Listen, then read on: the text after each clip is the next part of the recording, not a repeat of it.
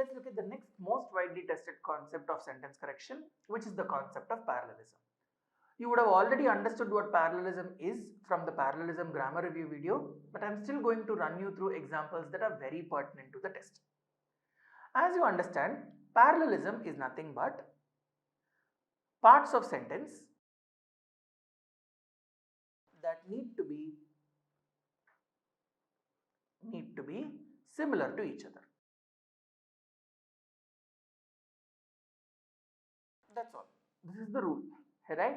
So what we understand here is that if a sentence has multiple parts, these parts could be clauses, these parts could be phrases, it could be a list, it could be anything. All these parts must be very, very similar in structure to each other. They must have the same grammar function. So the rule of parallelism is very simple. When items are listed or compared in a sentence, all the items should have the same grammatical form, which is nothing but they have to be parallel. And when there is a two-part construction, let's say either x or y, or x and y, or both x and y, or not only x but also y, they must also follow parallel grammatical construction. That's all. Items in a list or a comparison must be parallel. Items in a two-part construction also have to be parallel. Let's now look at few examples to understand this better.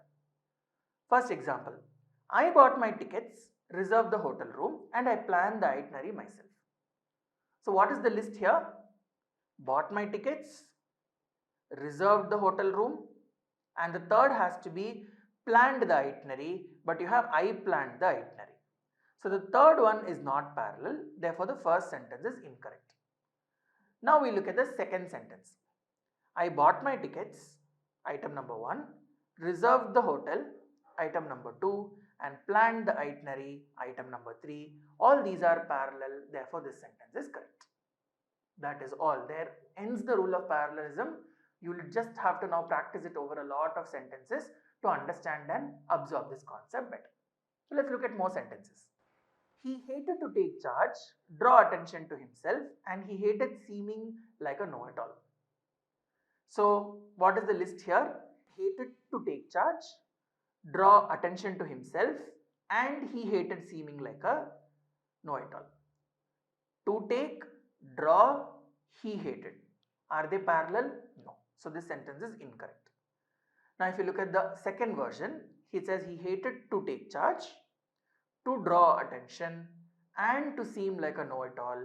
To take, to draw, and to seem parallel with each other. Therefore this sentence is correct. Next set of examples. Believe it or not, I like to read more than I like going to parties. So here it's not a list, but if you notice, it's a comparison. So let me give you a small tip when it comes to comparisons, though we will deal with comparisons in detail in the next module. Always isolate the comparison word. So here the comparison word is more than. So let's isolate the comparison word. Now in the first sentence, what is more than what? I like to read more. So I like to read more than I like going to parties. I like to read, I like going to, 1 is not equal to 2. Therefore the first sentence is not parallel. Second sentence, again more than is my word. I like to read, I like to go to parties. Is 1 equal to 2? Yes. So the second sentence is parallel. Third, again the comparison word more than. I like reading, which is the first part. I like going to parties, which is the second part. 1 is equal to 2, and this is also parallel. Right? So remember, when there is a comparison, always isolate the comparison word and isolate the entities that are compared so that it's easy for you to find out what's parallel and what's not. Similarly, when you have comparisons in the form of analogies or similes, again you don't have to worry about what analogies and similes are. They're basically a form of comparison, right? Let's look at this sentence. Seeing her smile was like the warmth of the sun being felt. So what's my comparison word? What's the word that's comparing here? Was like the. Now, what was like what? In the first case, seeing her smile was like the warmth of the sun. Is 1 equal to 2? No. So this sentence is not parallel. But look at the second one. Seeing her smile was like feeling the warmth. Seeing the smile, feeling the warmth equal, therefore this sentence is parallel. It's as simple as that. So when you have a comparison or when you have any sort of relationship, always isolate the comparison words so that you can isolate the entities as well. In two-part construction, where the sentence has only two parts, we know that the sentence has to be parallel. Let's look at examples for that. The sheer magnitude of the structure was not only awesome, but also I thought that they were surreal. So this two-part construction is what we call as a compound conjunction. Right? We will see this also in idioms. We will also see this in parallelism. So what is the compound conjunction here? Some examples of compound conjunctions are not only x but also y, not x but y, both x and y, either x or y, so on and so forth.